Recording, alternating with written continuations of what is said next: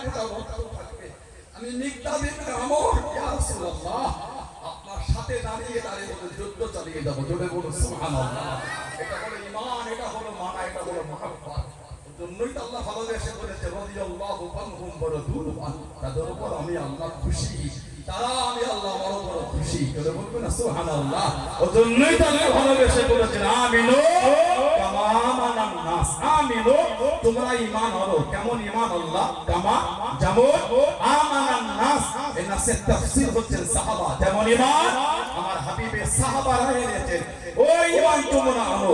সাহাবাদের ঈমানের প্রশংসা আমার আল্লাহ কোরআনে করেছেন। জোরে বলে আমার ভাইয়েরা, বাচ্চারা, ছেলেরা, যুবকেরা, মুরব্বীরা, হুজুর পাক সাল্লাল্লাহু আলাইহি ওয়াসাল্লামকে যখন সাহাবারা বলেন হুজুর আল্লাহর হামদ, আল্লাহর তারিফ, আর আপনাকে পথে আল্লাহ আমাদের উপর রহমত দিয়েছে, এই আনন্দ আমাদের হুজুর বলছেন আল্লাহুম্মা আজলাসাকুম মিন আযানি, তোমরা আল্লাহর নামে শপথ করে বলতে পারবে, এই জন্য বসো।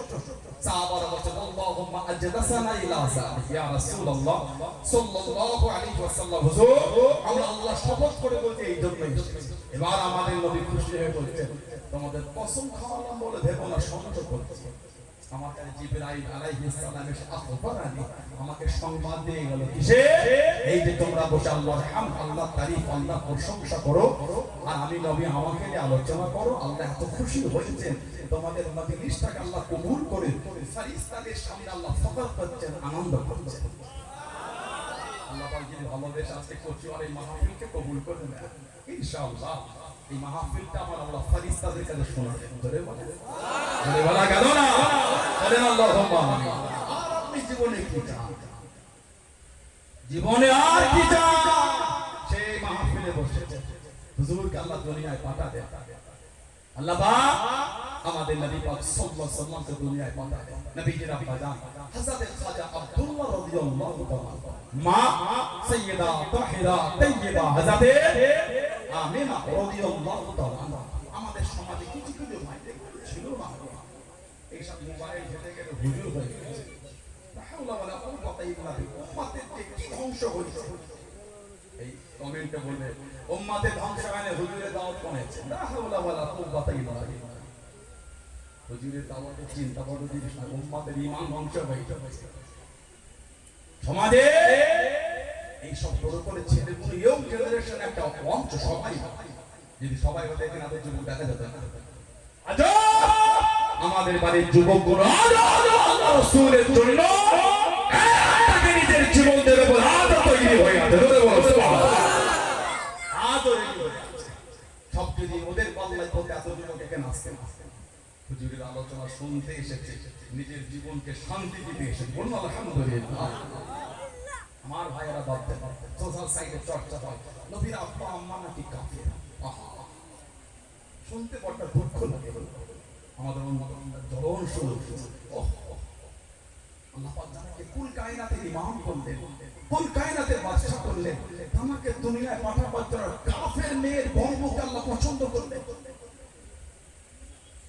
কমন সেন্স তো কিছু বলা লাগে, জানাক আল্লাহ কুল কায়নাতের বাদশা, আমাকে আল্লাহ দুনিয়ায় পাঠাবেন কাফের মেয়ের পেটে, কাফেরের পেটে না। দু নম্বর, অনেকে বলে হুজুরের আব্বা আম্মা তো দিনে মুহাম্মাদি পায়নি, তাহলে দিনে মুহাম্মাদি না পেলে দিনে মুহাম্মাদের হিসাব অন্য থেকে নেওয়া হবে না।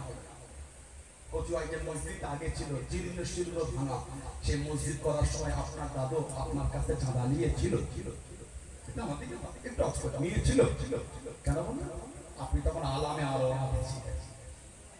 আর আজকে কচুয়া মসজিদ বাজারের মসজিদ বলা হলো এসে লাগালে আজকে আপনার দাদু চাঁদা নিয়েছিলেন কেন বলুন? আজকে আপনার দাদু আলামে বারজাকে চলে গেছে। বুঝতে পারছেন? সেদিন আপনি আমি আলামে আরওয়াতে ছিলাম, আজকে আমাদের মুরব্বিরা আলামে বারজাকে চলে গেছে। সেদিন চাঁদা আমাদের থেকে নিতে পারেন না, কারণ আমরা মওজুদ ছিলাম। আজকে আমরা চাঁদাদের থেকে নিতে পারি না, আজকে চাঁদারা মওজুদ। তাহলে হুজুর 40 বছর বয়স, দিনের দাওয়াত। অনেকে আবার বলে হুজুর 40 বছরের নবী। সবথেকে বড় গোমরা কথা, ঈমান চলে যাবে। হুজুর সাল্লাল্লাহু নিজে বলেছেন, সাহাবারা বলে হুজুর আপনি কবে থেকে নবী? হুজুর বলেন কুনতু নবিয়্যা ওয়া আদাবু বাইনাল মাই ওয়াত তিন। সুবহানাল্লাহ। আমাদের হুজুর বলে আমি তো কখন থেকে নবী।